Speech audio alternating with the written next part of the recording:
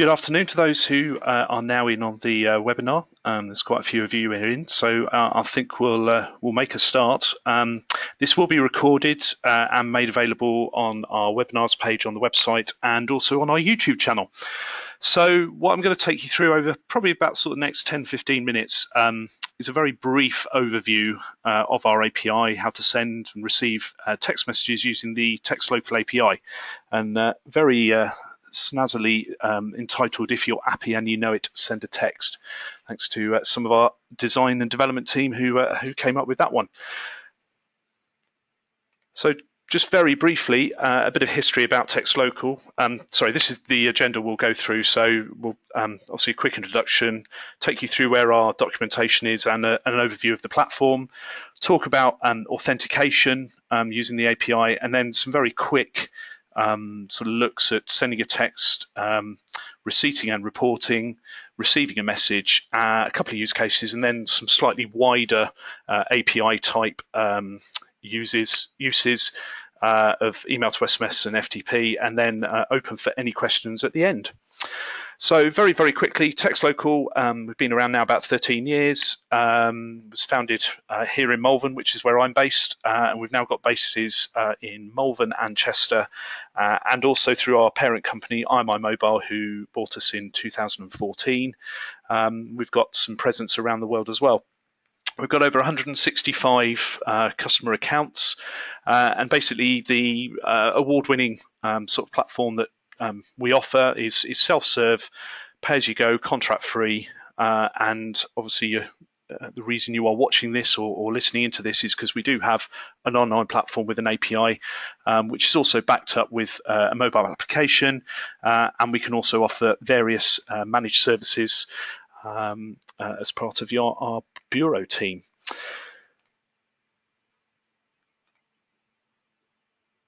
So to move on then, the basis around our API is our API documentation, which was developed, the actual API we're using now was developed about 3 years ago, into what you are now seeing on the screen, which is a completely documented and well-versed API covering basically all the features of the messenger platform that our front-end users use.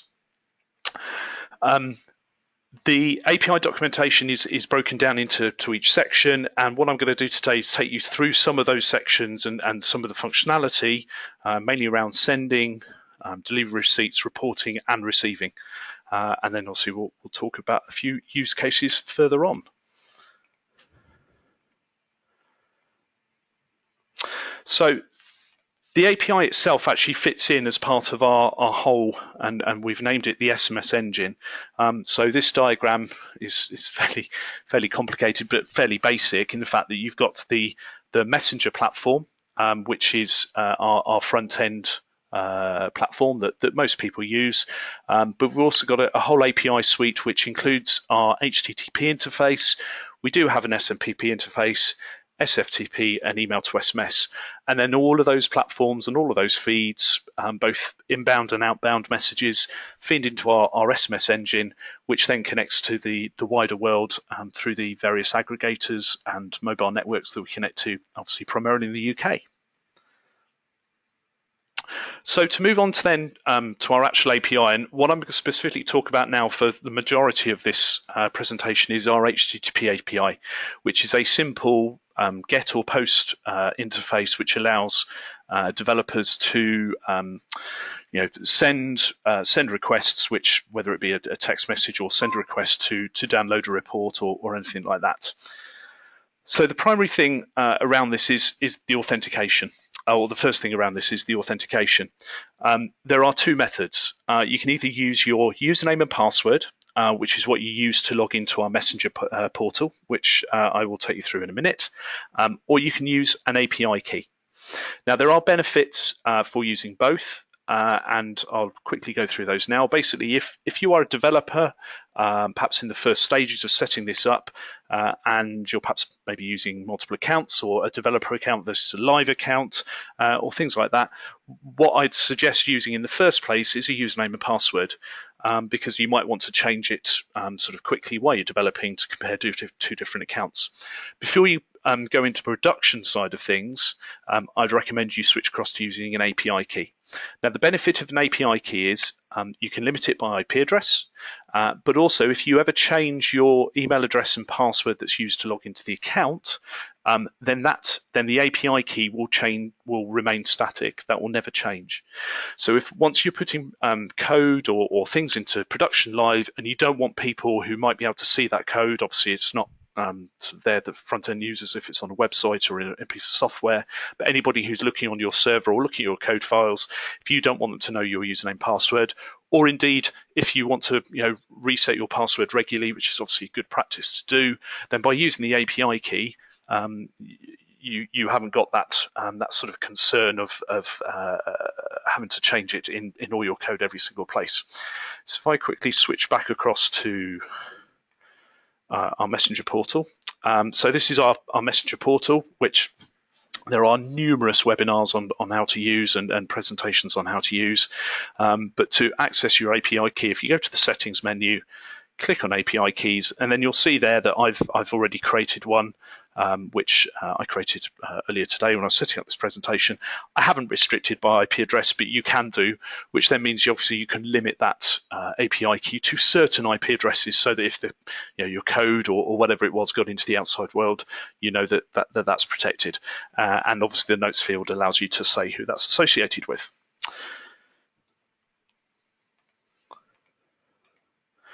So if we just flick back to the presentation, which I'm just trying to do, which it's not allowing me to do. There we go. So that's the methods authentication. And let's get on to the most basic functionality of what Textlocal is about, and that's sending a text message. Now, through the examples that I'll talk you through today, I'll be using PHP. Just because that's what I'm trained and versed in, and in fact that is what the Textlocal platform is written on. But we do have code examples across the platform in the API documentation in a large number of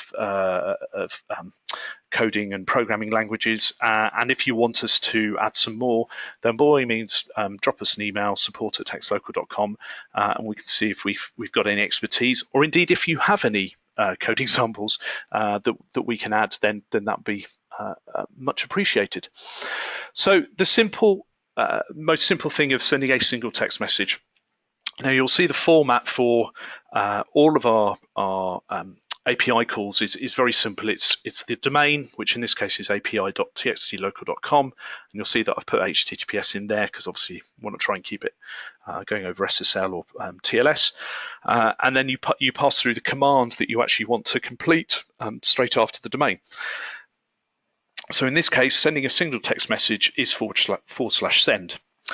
Now the variables that would need are obviously the message, so the content of the message itself, and then either the numbers that you want to send, or if you've got a predefined group within the Messenger portal, the group ID, a sender name, you can add a scheduled time, you can add a receipt URL, and a custom field. And I'll come back to the receipt URL and custom field when we start talking about delivery receipts, because that's then when they're best used. That basically the receipt URL allows you to post a URL to which we will then post back the actual delivery receipt of the message. And then the custom is a unique identifier that you would pass us. Doesn't obviously have to be unique, but it's the identifier that you pass us, which allows when we send you back the delivery receipt for you to then track exactly which message or campaign it was. And obviously you can also use that within the reporting side of things. So you can see here I've actually copied directly our code from the API documentation, put in a couple of telephone numbers, which are very basic, obviously random telephone numbers, and you can see how it's built up there in terms of passing the data of the data array across to our API, so that it can actually send. Now let's actually look at that in real practice.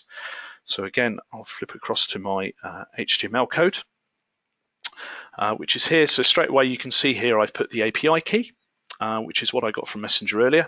I've actually put in the telephone number, which is the one that's using right next to it, and hopefully when this actually sends, you can actually hear it go off. The sender name, so that can obviously be in any alphanumeric characters up to 11 characters, or if using a telephone number, that can be up to 13.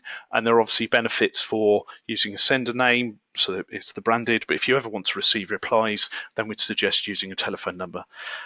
And the good old message, where obviously I've put hello world, which seems pretty standard around for when you're testing out programming languages. So let's now switch across. Now I've got a pre-loaded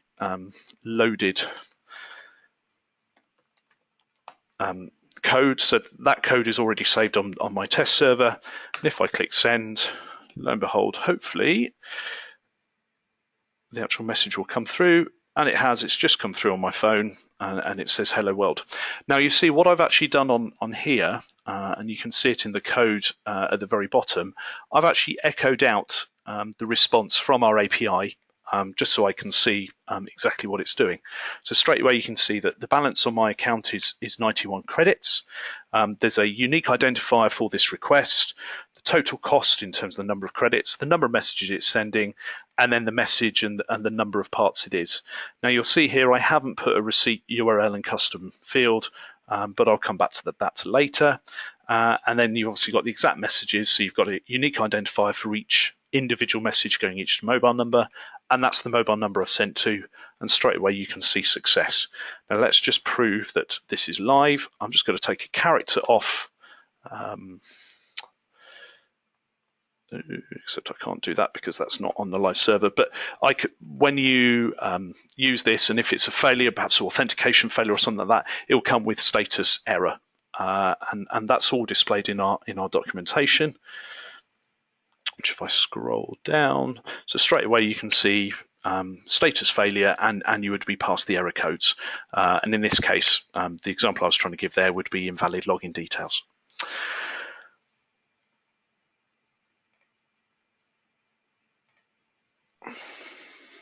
So that's sending a single text. And for the next one, I'll show the bulk sending functionality. So there's actually two ways you can do it. There's either XML or JSON. I'm going to show the JSON example because, again, that's what I'm my preferred. Obviously, it's down to you individually and perhaps down to what your system is best outputting. So straight away you can see that we've got very similar variables that are required. So you're looking at the actual data which is being passed across, but in this case it includes the sender name and then a series of message arrays, which would be the telephone number and the actual message. Now you'll notice here, and you'll notice on my previous example, that I'm using various encoding calls, which are standard in PHP. So in this one, I'm using raw URL encode for the message, and we'd recommend using that certainly in PHP, and if there is an equivalent in the programming language that you're using, such that when you actually send the message, it will be encoded properly. We will then be able to pick it up, unpick the encoding, and then send the message out exactly as you expect. If, for instance, you didn't URL encode it and you had a pound sign, then actually that would come through corrupted because you need to URL encode it such that it's properly passed through the system. So things like pound signs, pluses, question marks, equals, which break up a URL call, need to be raw URL encoded. And quite often, if your message, when you're playing around or developing this, and your message comes through either corrupted or broken, and you haven't got the whole part, just check that your URL encoding, and preferably your raw URL encoding the message across. So we've then built up our array of messages, and again you'll see we've got API key, so exactly what we've been talking about, and then the data object, which I'm then JSON encoding, and that would then allow you to send, in this case, multiple messages to different telephone numbers. So on the previous example, the send message, or the single message, you'll see what I included was two telephone numbers with the same message. So that if you were sending out, let's say, a status alert to hundreds of people, and I'd say not more than 100 in a single request, and you're sending out a single message, it could be, snow closure alert tomorrow, or whatever it might be, where you're not actually wanting to give each person an individual unique part of the message, then using the send function, the single send function, is probably best for that. If you're wanting to merge information in and include perhaps personal details, then you need to look at the bulk functionality, whereby you're perhaps including a person's first name or a last name or a unique identifier within the message, such that when they receive it, obviously it's personalized to them. And in those cases, use the either bulk JSON or the bulk XML. So we've talked about receipting very briefly, but what our platform allows you to do is either set up as a default within your account or on each individual API call a URL to which we will post all your delivery receipts. Now, in this case, what we will send you is the telephone number, the status, the custom ID, which, if you remember, were included in our API call in the first place, and the date time that we received the delivery receipt from the mobile network. And that's really useful, obviously, when you wanted to track campaign information and whether messages are delivered and how quickly they're delivered and whether people haven't received them already. It'll also give you, in the case of non-delivered messages, a reason for that, and that's normally a U, which is undelivered, or an I, which is invalid. So that can be configured either within the account, so that every message gets passed through to your URL the URL of your choice, or you can do it on a per request basis. The other way of obviously reporting is based on a call to us. So you've sent the messages to us, and all of a sudden what you want to do is be able to try and track what messages have either immediately been delivered, or perhaps you want to look at it historically. And that's where you come to the Get History API, and you'll see down the left-hand side, I'm back in the API documentation, there's a whole load of message reporting functionality, and the one I'm looking at is the sort of single API request. So this will report back, and if we scroll down to see an example, this will report back based on the date time range that you send us, an individual ID, the telephone number, the message that was sent, the date time it was sent, and the actual status of that message. And again, we can see that custom ID popping up. That's obviously your unique identifier that you sent us, being able to track it. Now, you can limit this either based on time, or you can base it on a start number and a limit. So you can actually as it were, paginate the results yourself when you're making the call to us if you've got more than 1,000. And the default limit, and in fact the maximum limit on this, is 1,000. So we don't get too big a data response going back to you.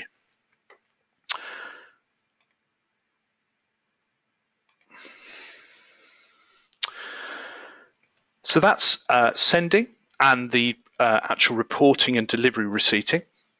What we'll now look at, and you'll see perhaps why I've done it in this order, is the actual receiving of messages. Now again, you can do that through the API where you're calling it yourself, and there's get inboxes and get messages within the API function, the API documentation. But again, one of the quickest and easiest ways to get this up and running, which is live, is where we post a message to a URL, again of your choice, which will contain the actual content of the message and who sent it. Now, hopefully, if I can flip across to the code, where I can show you exactly this in working practice. So you can see here I've taken again the exact documentation for our website, and this is part of one of the use cases I'll show you in a minute. But you can see at the top of here where I'm picking up the sender name, the keyword that was used, and the actual content of the message. And then that allows you to then obviously receive that message and then pass it perhaps through to a CRM system, or log it into a database, or handle it as you wish. And then take it forward from there. But we'll come back to that use case in a moment when we start going through the use cases. So we've talked about sending, receiving, we've talked about reporting, and now let's actually get on to these use cases. Now the first one is such a simple, straightforward thing that we get quite a lot of requests on how to do it. Tends to be from people who aren't necessarily actual developers themselves. but want to know how can I get a message where people can text me from my website. So what I'll take you through now is a very quick and easy example of that in Work. So let's go to my form, and we can actually again do this live because I've brought it all together. So what I have here, again, it's PHP. It's a very simple form at the bottom where it might be a contact us form on the website, on your website, or in a CRM or something like that, where you've got first name, last name, a telephone number, and you want the person to write something and then send. So if we actually flip across to this example working, so straight away you can hear, apologies, I'm not a designer. This looks very basic, but I've tried to keep it as simple as possible.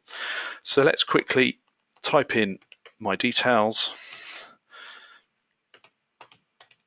a random phone number, and then I want to write something. So let's say this is on a support page on perhaps your internal website, and this is to go out to your support team. My computer has crashed and I need help. Very simple form, especially an HTML form, and then obviously in the back end, which you've already seen, is the PHP. So let's click submit. So the message has gone straight away.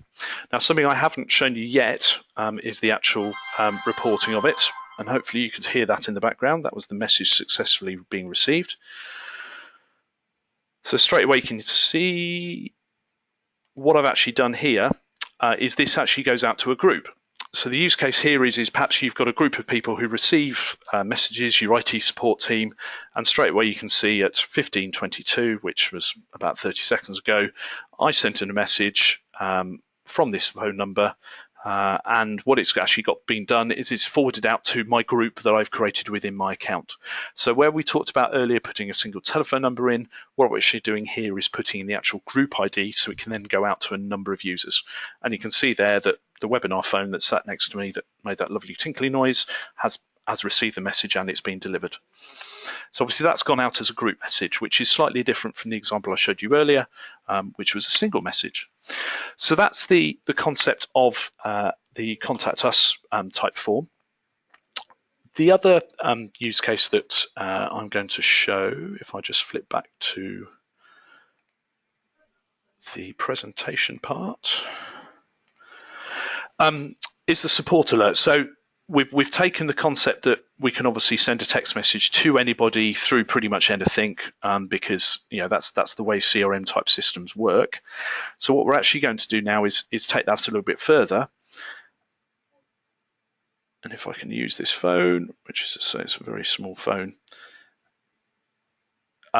So what we're actually going to do now is perhaps say you've got a keyword on a shortcode, which in this case is API. So if anybody wants to text in API now, they can. I'm going to do it on this little phone I've got next to me. So it's API to 60777.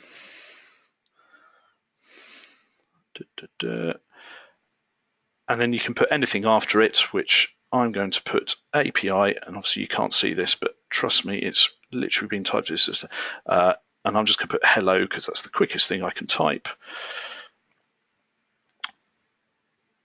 And let's send that message. So that's the message gone.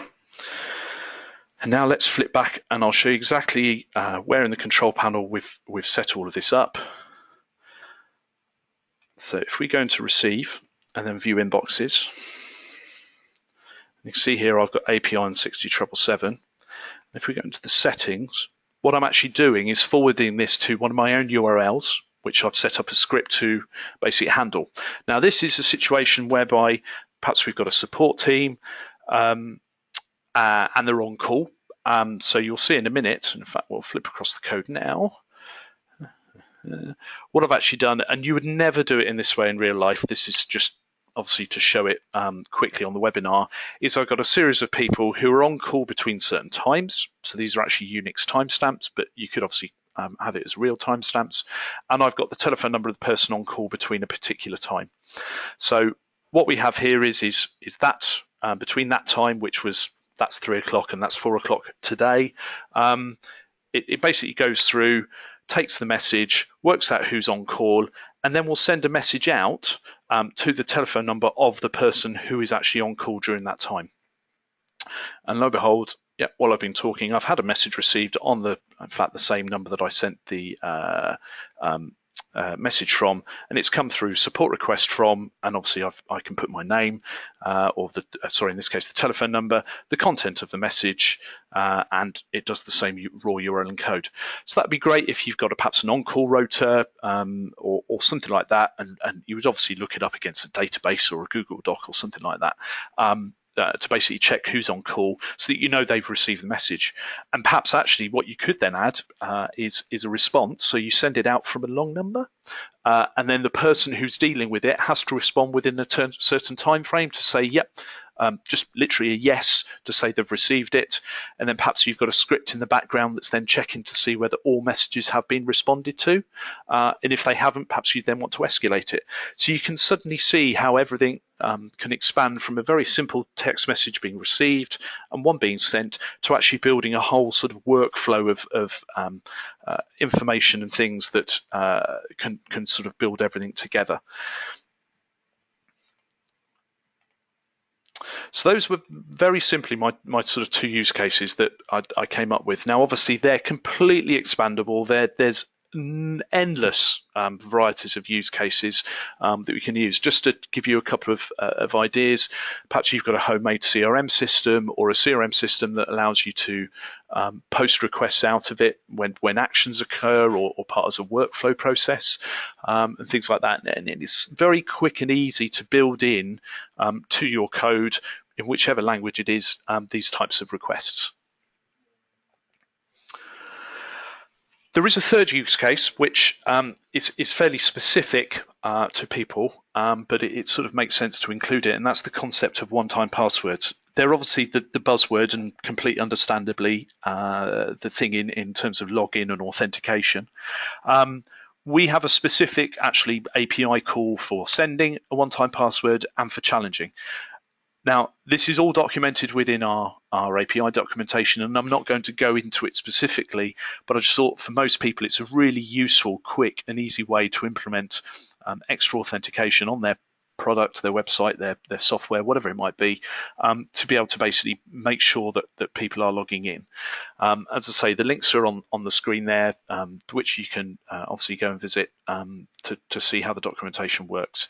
But it basically means then you don't have to store the actual challenge information. So we will, when you send the message, we will send you we will obviously confirm that it's been sent, and at the point at which you challenge, so the person's typing in the username, password, and perhaps the one-time password bit on your portal, we will then check obviously that against the telephone number and then push it forward from there. So I said at the top that I'd take you through the API, which was a very quick and speedy overview. There's the other two main sort of parts of our platform in terms of the technological side, ignoring the portal front end, are email to SMS and SFTP, FTP. Now, I would never recommend anybody relies on email to SMS. However, there are so many products and tools out there that require you to send emails. So if your platform or your tool, and quite a few people use this on things like firewalls and monitoring software and things like that don't support a URL call, if you can have it send out an email alert,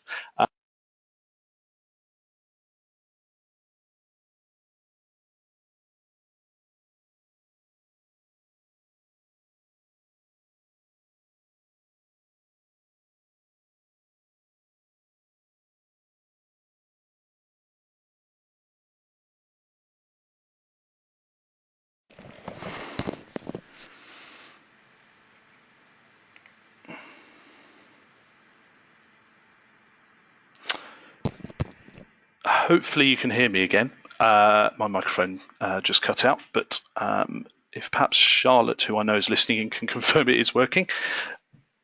Let's just check.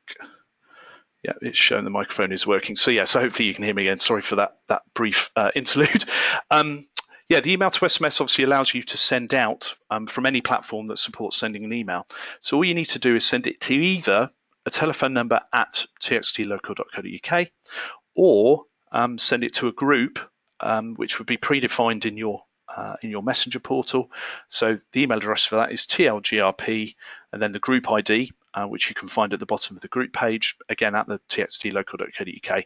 And then there's some on the screen, there's some very quick examples of some of the functionality you can do with it, and indeed you can include more people, either in the to the CC or the body.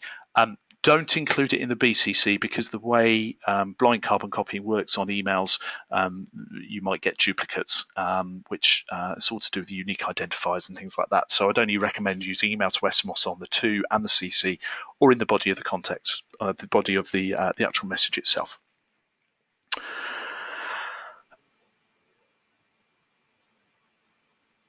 Finally, moving on in terms of the information, the screen doesn't want to click across. There we go. FTP and SFTP. Now, a lot of people who send more bulk messages or make lots and lots of requests, but perhaps they aren't so time critical, tend to want to create a file, perhaps a CSV file, and then have it upload to our platform. So we fully support that concept via FTP and SFTP. And on both, you can either have the option of sending a message based on that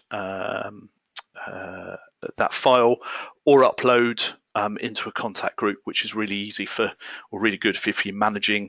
Perhaps the front end is all being done through Messenger, but actually you want all of your groups and everything like that being updated automatically from a third-party platform. So the files are updated and processed every 15 minutes automatically by our platform. And then when sending a message, it can be as simple as the mobile number and the message content, or you can include a template ID, which would be got from our Messenger portal. And then there's various other obviously bits of information like the custom field. So when we were talking about the campaign information earlier, that would get sent back to your URL or included in the reporting. Obviously a sender name, the date time, which would be obviously the date time the message was going out, and then any merged content, first name, last name, custom 123, that might perhaps be linked to your template.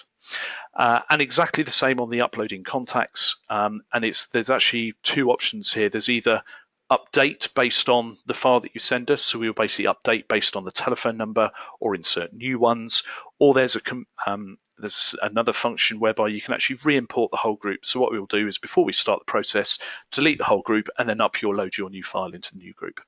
Again, if you want any more information on that and anything else we've discussed today, then contact our support team.